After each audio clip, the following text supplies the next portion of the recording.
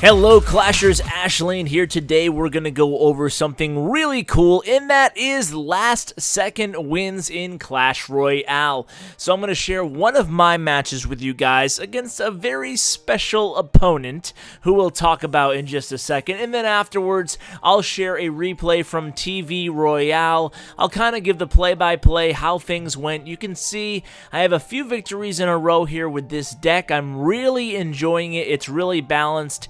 And, hey, give it a shot, see if it works for you. So Trainer Tim is actually Supercell Tim, but don't tell anybody. He's actually the community moderator or a manager. I don't know what the official title is, but he is the man, and he certainly is the one who posts a lot of him along with Steve, makes a lot of the posts on the forums about the upcoming changes, including the big update coming next week, I think, maybe? We'll see.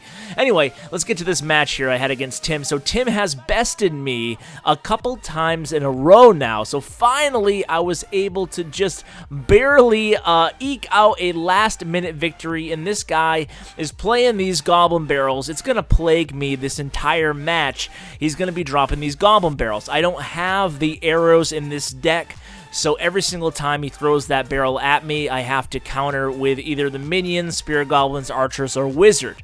So anyway, here I'm going to try to turn this defensive into a small offensive, and it's actually pretty successful. The wizard gets a few hits on that tower. I'm feeling pretty good about this start at this point.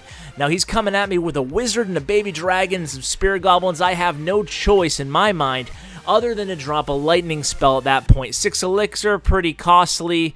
I gave him a frown there, but I had nothing else to contend with that rush there. Certainly a fireball would have also done the trick for 2 less elixir, but I don't have a fireball in this deck. So at this point, it's just kind of a waiting game for the elixir. He's going to send a hog at me. I'm going to go ahead and counter that with a tombstone. Then I have to drop the archers to combat the goblin barrel. I know he's low at elixir at this point. He has nothing but the skeletons. He uses the skeletons, but it's not going to be quite enough. Or is it going to be enough? It is. The tower's still standing right there, and look at this. He has spear goblins and goblins as well as that baby dragon handy. He uses the baby dragon, a smart decision there. Now what is he going to do? He has the hog, he has spear, and he has the regular goblins along with the wizard. I am full on elixir. I'm going to drop a wizard of my own way in the corner there. I'm going to start mounting an attack against that left tower because I figure I can certainly lightning that right tower if I need to. So I use that first lightning spell. I have 40 seconds left at that point. So I use the lightning spell to take out his wizard and hit that left tower. I need to make some sort of a surge for that left tower, and then eventually my lightning will come back up. Oh, it's up right now, so I have my lightning ready, and I have to kind of play things by ear at this point. I drop a wizard, and I hope to combine this with this hog here, and then what I'll go ahead and do is drop the, use the lightning, excuse me, on the right tower. So the hog just barely a last-second win. Boom, boom. Both the towers down. I'm able to preserve a little bit of health on my left tower there. Well played. Finally, I took Tim down. And of course, you guys may or may not have noticed that I have a 1-level advantage. We won't really mention that today.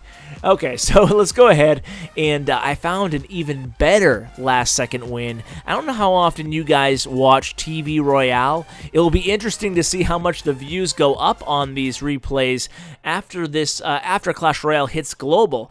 But I found a really cool match. We're gonna call it Blue versus Red because I'm not sure I can pronounce either of these names with justice. So Red team versus Blue team. Red's on top, Blue's on bottom. Let's go ahead and break this one down. Crazy last-second victory here. Won't tell you by who. We'll just wait till the end to see. So, something to notice on the red team here is that he has a Golem in his deck, and I haven't brought a ton of Golem gameplay to you guys. I know I did a Go-Ho-Wee video for Clash Royale, which was a lot of fun, but look at how the red guy plays his Golems. He actually places them right near that meridian, right near that center line on the map. That's very interesting strategy because what I was kind of doing is putting them way behind my king tower giving my elixir plenty of time to go ahead and recharge, and then I can build an army behind him. But what that also does is it gives that golem a long way to traverse, and it allows your opponent to pre-plan for the golem for a good long while. In fact, so long that they're still able to mount an attack on the opposite tower oftentimes. But what this player does is he puts his golems, and he's going to do it maybe 4 or 5 times in this match. He puts the golems, like I said, right on the equator of the map. It's an interesting strategy, and the golem, even if distracted, unless it's an inferno tower, usually makes it to those towers. So certainly something to keep in mind. Now look at this. He's full on elixir. He drops his golem. Again, very close to the halfway point on the map. Interesting strategy here, even though he's going to go for the tombstone there, and with barbarians pounding down on him, the golemites are still going to get to that tower. So it's an interesting strategy. I'm not sure. Maybe I'll give it a try sometime, perhaps post-update, because in this next update here, you guys probably already know this, but the golem's going to become much stronger and the golemites a little bit weaker. So that will be interesting to see how that changes things. Now look at that freeze spell. That hog has no life left, and with combination with that fireball, the left tower goes down. So now we are up 1 tower to, well, the blue is up by 1 tower, I guess is the easiest way to say it. But look at this. Surprise, surprise. Right-hand lane, another golem. And the golem is slowly making his way down the right-hand lane. He's going to back it up with a wall breaker, a bomber.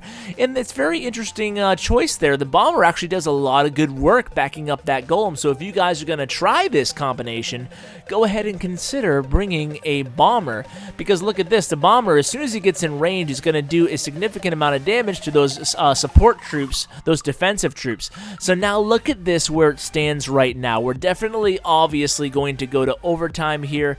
Both players trying to recoup some of their elixir, but you can see Team Red's getting a little bit eager here. He might be rushing things a little bit, or maybe he's just in a rush to get another golem on the board, which he does here. So the golem's on the board. The hog is the counter to the golem, but because it's double elixir, he has time to drop that minion horde. Now he's going to use a freeze spell, but he's going to come back with a bunch of other troops. So now there's going to be a big red surge coming down, and you can see with the fireball, a minion horde is countered by another fireball. So now we're at 30 seconds. What is going to happen here? Look at this. The tower is now below 100, way below 100, way below 20 hit points at this point. Now he's trying to sneak a hog in here. 20 seconds left to go. He uses a freeze spell. He misses the barbarians. A fireball is coming, but just a real, what, a split second late. So wow, what a last second victory there by blue. Heck of a battle, heck of a replay to watch, but these are little tidbits you can pick up on these replays, like that golem strategy, for example. So guys, thank you so much for watching. This will be a new series, these last second victories, because a lot of times you can pick up a tip or two towards the end of these attacks. What made the winner win? What made the loser lose? So guys, thanks so much for watching, and as always, take care.